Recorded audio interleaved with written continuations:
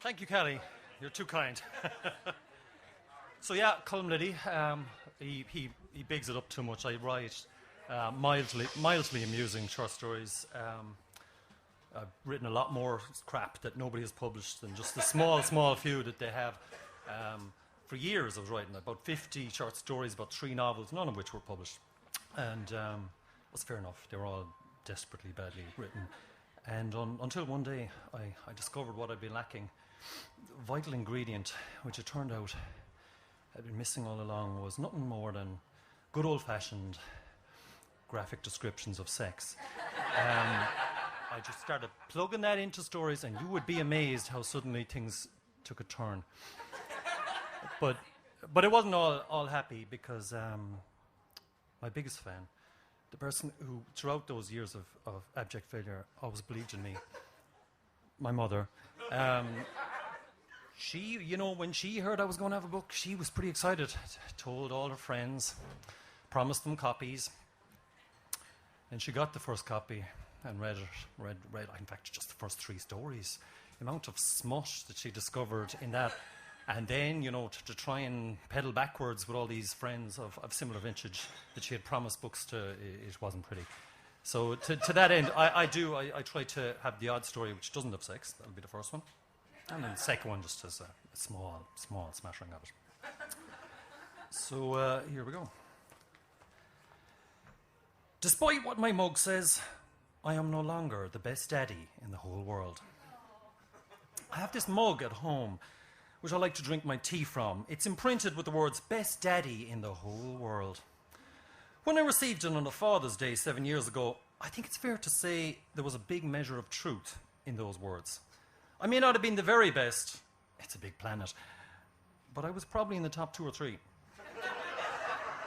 An archetypal new man, I was changing nappies, slapping out the burps, and walking the floors several times a night when our baby woke. Sadly, however, that was then, and this is now. That was when my wife and I had only 1 child. Now, due to our continued habit of having madly passionate, uncontracepted sex, we have 5.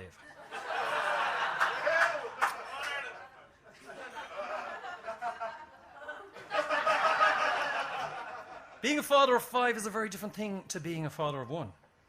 I'm sure most of you will know a daddy who has 1 baby.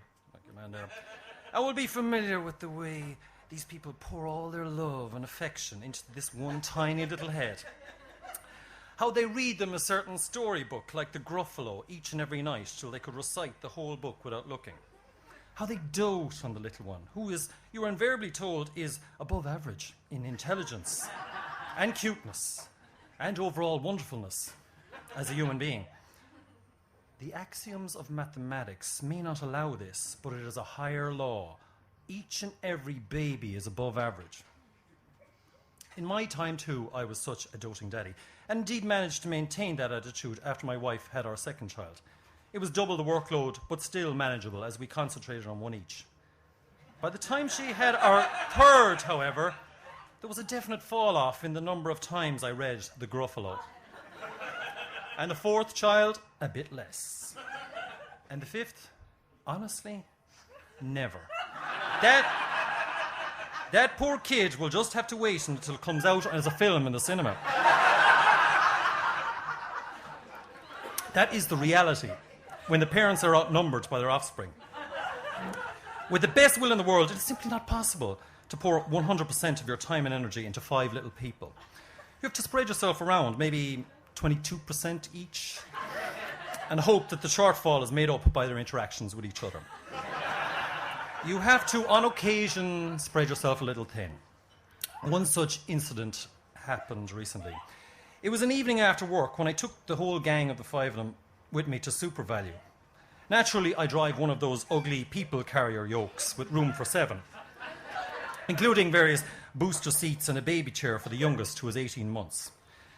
As well as a few essential groceries, I bought them all their choice of a drink or an ice pop or sweets. Trouble arose when we came back to the car. I had pushed our purchases along in a shopping trolley and proceeded to throw them into the passenger seat. Then I set to work on the kids. As usual, there was little fights over who was sitting in the back seat, who was sitting beside who didn't want to have their seatbelt on because it was too tight, and why can't we have our sweets right now and open them here in the car, and please, please, please, this time we will remember to bring the wrappers in home and put them in the correct bin. Please, Daddy, please. I said no. Once that was all sorted, I sat into the driver's seat, switched on the ignition, and prepared to pull out. Like the excellent driver I am, I gave a glance into the rearview mirror, and it was then and only then that I noticed something was amiss. It was something unusual about the baby seat. It was the fact that it was empty. My blood ran cold. The 18-month-old was not in the car. Very calmly, I switched off the ignition, got out of the car. I scanned 360 degrees around the car park, but there was no sign of him. Then I ran back into the supermarket as fast as my legs could carry me. My toddler was not in the fruit and veg part, or down the dairy and meat. In fact, I speed walked up and down several aisles, swerving around an old lady and almost colliding with a wheelchair boy, before I finally found him in the newsagent section. He was standing on a stack of Evening Heralds,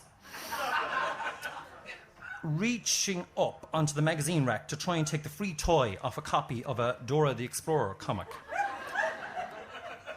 He was, most importantly, absolutely safe and sound. So, nothing had happened. As I picked him up and carried him back out to the car, my face kept an expression of serene composure, even as I felt a surge of sweat in my armpits. Getting back to the car, I distracted the other children from what had occurred by saying that they could all open their sweets right now. I talked extra loudly. Nothing had happened. A few hours later, all 5 children were in bed, and so were my wife and I. We have a TV in the master bedroom, and we're cuddled up together to watch an episode of Arrested Development on DVD. Another thing about having 5 small children is that it's almost impossible to watch any scheduled TV show. There's always going to be an interruption from one of them, so the ideal format is the box set. You watch whenever the free time presents itself, and pause and rewind if necessary. My wife had made us each a mug of tea, and I sipped mine slowly, trying not to look at the ridiculous writing on its side. Best daddy in the whole world. The words seemed to mock me, knowing full well that I was probably no longer even in the top 1,000 daddies. Maybe not even the top 1,000,000. And no, I had not told my wife about the little incident at SuperValu. But as I tried to focus on the TV screen, I could think of nothing else. I was replaying the sequence of events over and over in my head. When exactly had I lost him? For just how long had the little fellow, only barely able to walk, been wandering around the supermarket? And what, if I hadn't been so incredibly lucky, might have been the consequences? I knew what my wife would do if I told her. She would go absolutely mental. She would say, he could have been hurt. He could have been stolen. And if he had wandered out into the car park, he could have been killed. And she would be right. 15 minutes into the episode of Arrested Development, I was still plagued by a looped rerun of the near disaster. All the terrible what-if consequences meant I couldn't focus on the plot and lost the thread. My wife, though, sat oblivious, even laughing when appropriate. I put down the mug and reached across the darkness to clasp her hand. I leaned back, closed my eyes, and tried to focus on the most important thing. I had been very lucky. The terrible thing had not actually happened. Our toddler was fine, and my wife was not furious at me. A wave of extreme exhaustion overcame me, and I began to fall off to sleep. In the last few seconds of consciousness, though, I made 2 resolutions. 1, effective immediately, I would never again forget any child when leaving the supermarket. 2, sometime in the next week, at a quiet moment, I would sneak up to the bedroom and replay that DVD, because it did seem like quite a funny episode.